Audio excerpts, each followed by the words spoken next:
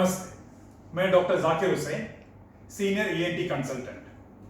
तो आज के वीडियो में हम सलाइवा यानी कि थूक, सलाइवा जो सैलिवरी ग्लैंड से प्रोड्यूस होता है, वो सैलिवरी ग्लैंड्स में जब स्टोन फॉर्मेशन होता है तो उसका प्रेजेंटेशन कैसा रहेगा, पेशेंट का कंप्लेंट्स मन और एग्जामिनेशन फाइंडिंग्स और क्या क्या टेस्ट करना है उसे कैसे मैनेज करना है। तो मेडिकल टर्म्स में इसे साइलोलिथियासिस कहते हैं, उसके बारे में देखेंगे। तो पहले ये सैलिवरी ग्लैंड्स के बारे में एक छोटा सा इंट्रोडक्शन।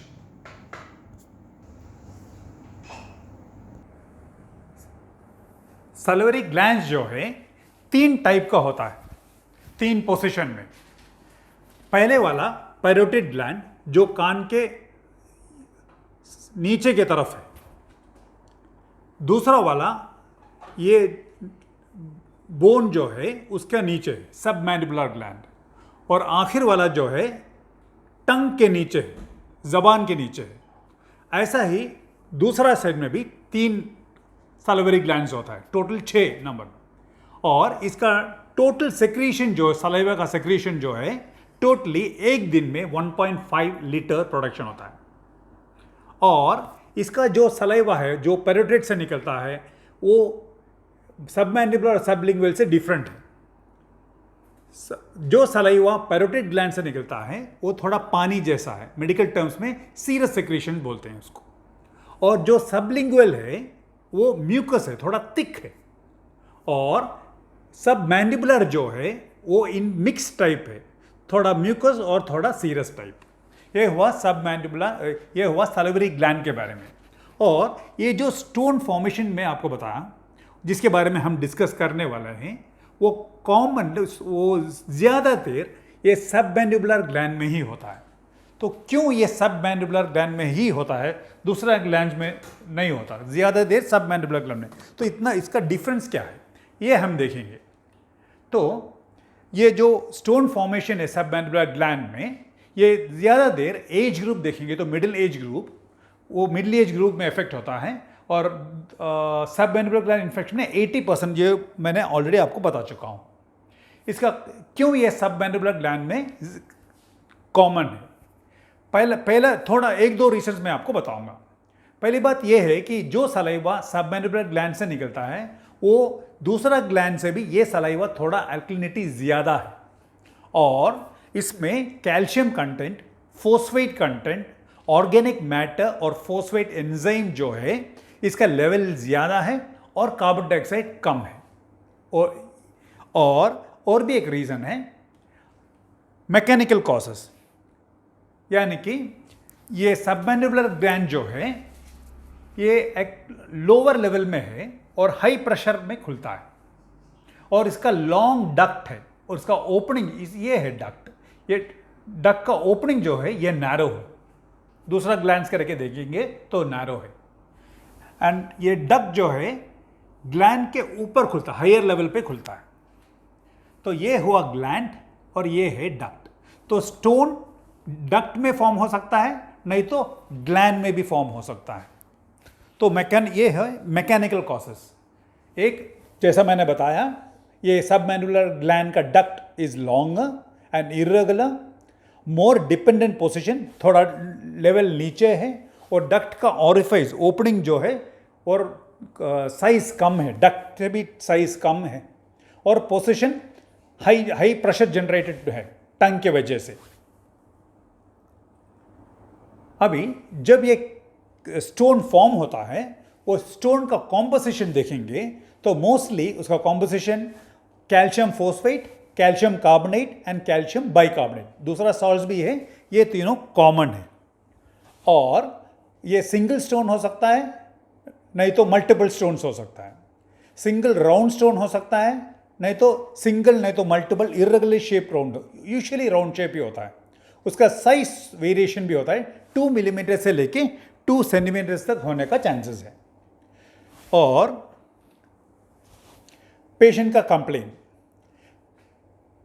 कंप्लेन ये रहेगा कि जब वो खाने के बारे में सोचेगा, नहीं तो उसका स्मेल, खाने का स्मेल है और जब खाने के लिए बैठेगा उस टाइम में सबमैंडिबुलर ग्लैंड के ऊपर उस कंसर्न्ड एरिया में सीवियर पेन रहेगा और साथ साथ में सूजन भी रहेगा।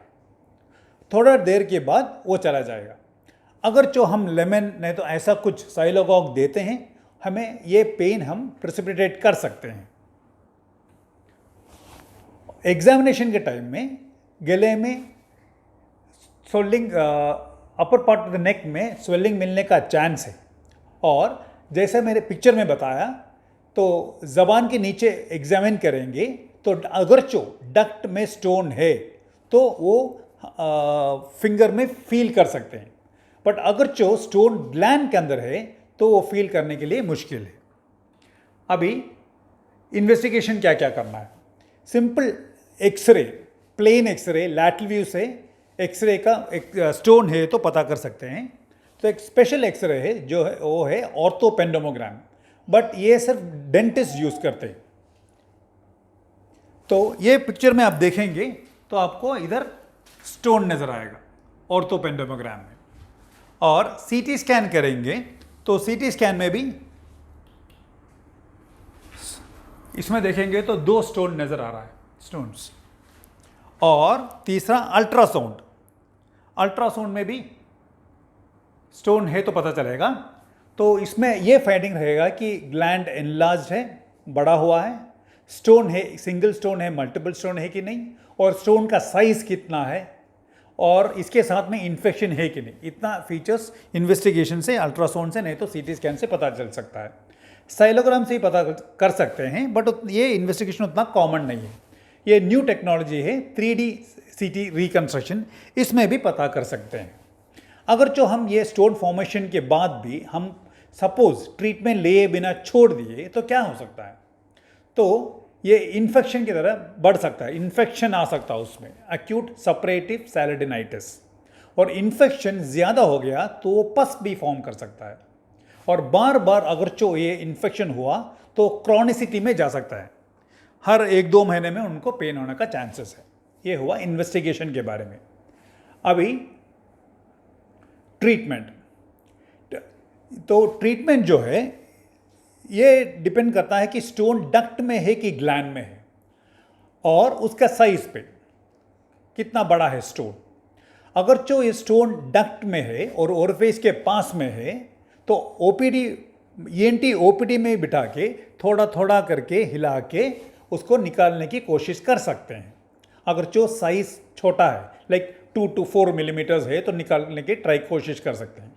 अगर जो साइज थोड़ा ज़्यादा है फिर भी डक्ट में ही है तो थोड़ा सा इंसिशन उसके ऊपर डाल के निकाल सकते हैं। ये हुआ सर्जिकल मैनेजमेंट अगर जो स्टोन डक्ट में है तो। दूसरा टेक्निक ये है कि लिथोट्रिप्सी कर सकते हैं, जो ये स्टोन, बड़ा स्टोन को छोटा छोटा पीस कर देगा और अपने आप निकल जाएगा। और थर्ड टेक्निक है कि साइलिडोनोस्कोपी, यानी एंडोस्कोप डाल के स्टोन कहाँ है ये देखने के बाद वो स्टोन कंप्लीटली निकाल सकते हैं। एंडोस्कोप के द्वारा वो स्टोन निकाल सकते हैं।